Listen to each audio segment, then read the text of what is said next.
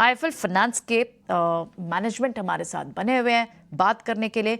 Management के IFL finance की एक एनालिस्ट मीट हुई थी हाल ही में। मैनेजमेंट ने गाइडेंस दिया है FY25 के लिए, यहां से लगभग 25% AUM ग्रोथ की, साथ ही ROA जो रहेगा उनका वो लगभग 4% FY24 के लिए रह सकता है। गोल्ड लोन को लेकर क्या स्ट्रैटेजी रहेगी, होम को लेकर क्या स्ट्रैटेजी रहेगी आगे चल के, इन सब पर बात करते हैं। हमारे साथ आईएफएल फाइनेंस के मैनेजमेंट कपीश जैन जुड़े हुए हैं, प्रेसिडेंट एंड ग्रुप CFO हैं। कपीश, बहुत बहुत स्वागत है आपका। आपके एनालिस्ट मीट के ही कुछ टेकअवेज हम देख रहे थे, जो आपने गाइडेंस दी है। स्ट्रॉन्ग AUM ग्रोथ की गाइडेंस तो आपने दी है, गोल्ड लोन्स में भी आपका स्ट्रेटेजिक फोकस रहेगा। आप थोड़ी और डिटेल शेयर करना चाहेंगे, इस किस तरह की डायरेक्शन आपको आगे दिखती है?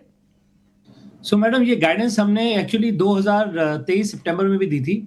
हमने बोला था कि अगले 3 साल हमारी ग्रोथ करीब 25% के कैगर में रहेगी। और अभी अगर आप जो मिड पॉइंट चेक करें सितंबर में, तो हमने इसको मीट किया है, 25% की ग्रोथ पे रहे हैं सितंबर तक पिछले 1.5 सालों में। इसका मूल कारण रहा है कि हमारा एक्सपेंशन काफी हेल्दी रहा। हमने कोविड के टाइम में उस अपॉर्चुनिटी को लेवरेज किया और हमने ब्रांचेस खोली। हमें उसमें रेंटल्स का भी फायदा मिला कि हमें सस्ते में ब्रांचेस भी मिली, और उस समय जब लोग थोड़े नेगेटिव थे, हमने उस अपॉर्चुनिटी को लेवरेज करके ब्रांचेस का एक्सपेंशन किया, जिसका अब हमें बेनिफिट मिल रहा है। मार्केट काफी है, गोल्ड प्राइसेस ने भी सपोर्ट किया है। पिछले 1 सालों में गोल्ड प्राइसेस डबल डिजिट से ज्यादा ग्रो करी है। एक गोल्ड फाइनेंस कंपनी के लिए एक बहुत बड़ा हेल्प रहता है।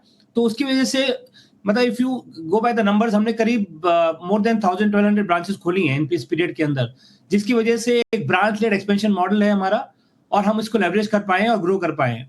और हमारा फोकस रहा है MSMEs, और जहां पे करीब 70% of our customers are repeat customers. ये MSME कस्टमर्स जो होते हैं, इनकी रिक्वायरमेंट बिजनेस रिलेटेड रहती है, जिससे भी फायदा मिला, क्योंकि इकोनॉमी बूम पे है, लोगों के बिजनेस एक्सपेंड हो रहे हैं, they look for all kind of financial support. Right. Jain साहब, ये बताइए कि आपकी ग्रोथ तो बहुत शानदार, आपने कॉन्फिडेंटली ग्रोथ का भी गाइडेंस दिया है आगे। ये एसेट क्वालिटी की बात बार बार आती है कि SME की साइड पे जो लेंडिंग हो रही है उसमें ग्रोथ अच्छी है, एसेट क्वालिटी इशू बन सकता है। हम इस समय साइकिल के कौन से फेज में हैं? कैसे आप एसेट क्वालिटी को कब्जे में बना के रखते हैं अपने एक लेवल के नीचे? अगर आप देखें तो हमारे 4-5 मेन प्रोडक्ट हैं। गोल्ड है, हाउसिंग है, लैब है, माइक्रो फाइनेंस है और डिजिटल फाइनेंस है। इसमें करीब ऑलमोस्ट 75-80% बिजनेस तो हमारा सिक्योर्ड है। गोल्ड में एसेट क्वालिटी का कंसर्न इतना नहीं आता। जो कंसर्न आता है वो आता है कि ऑपरेटिंग रिस्क कैसा है, कहीं पे कोई आपका फ्रॉड हो जाए, कहीं पे आपके पास गलत गोल्ड आ जाए, इस तरह की चीजों पे ज्यादा फोकस रहता है, क्योंकि गोल्ड तो एक लिक्विड एसेट है। आप गोल्ड को कभी भी बेच के अपने पैसे निकाल सकते हैं, तो गोल्ड में एसेट क्वालिटी का कंसर्न नहीं रहता हमारा। अगर एसेट क्वालिटी भी आप देखें तो हर पीरियड में एसेट क्वालिटी अच्छे से होल्ड किया है। हाउसिंग फाइनेंस, हर आदमी अब चाहता है कि उसकी हाउसिंग की कमिटमेंट पहले पूरी हो, तो उसमें भी एसेट क्वालिटी के कंसर्न नहीं होते। तो इसके बावजूद भी जो हम इस पे नजर ऐसे रखते हैं कि हम डेलिंक्वेंसीज को देखते हैं कि कितने केसेस या कितना बड़ा पोर्टफोलियो मेरा 1+ पे है, मतलब लोग करंट नहीं है, अपनी EMI को मिस करे हैं, और उस लेवल पे हमारा एक्टिविटी शुरू हो जाता है। सबसे पहले उनको मैसेज जाते हैं, फिर उसके बाद उनको कॉल्स जाते हैं। डेडिकेटेड टीम है, 1+ से 30 की एक टीम है, 30 to 60 की एक टीम है। ये डेडिकेटेड टीम के पास पोर्टफोलियो जाता है, जिसपे उनको फोकस करके रिकवरी करनी है। और इस अर्ली स्टेज पे अगर हमारा फोकस जाता है तो रिकवरी के एक्सपीरियंस भी अच्छे रहते हैं।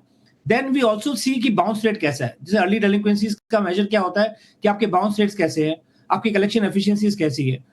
कोविड के बाद हम सब ने ये लर्निंग की है कि हमें फोकस रखना है न सिर्फ ग्रोथ के ऊपर, बट एसेट क्वालिटी बहुत इंपॉर्टेंट है, कि हर कोई एसेट क्वालिटी में देखता है। Lending is far easier than recovery, is something people से एज अ स्टेटमेंट। उस पर फोकस करके ये जरूरी है कि आप कंट्रोल ग्रो करें, जितना भी आपने लैंडिंग की उस पर आपकी रिकवरी अच्छी हो। जहां तक आपका क्वेश्चन है एसेट क्वालिटी का फ्यूचर, हमारा गाइडेंस क्या है, हमें कैसा लग रहा है, तो एसेट क्वालिटी की बात ऐसी है कि gold and micro finance and gold and housing should not have a big issue.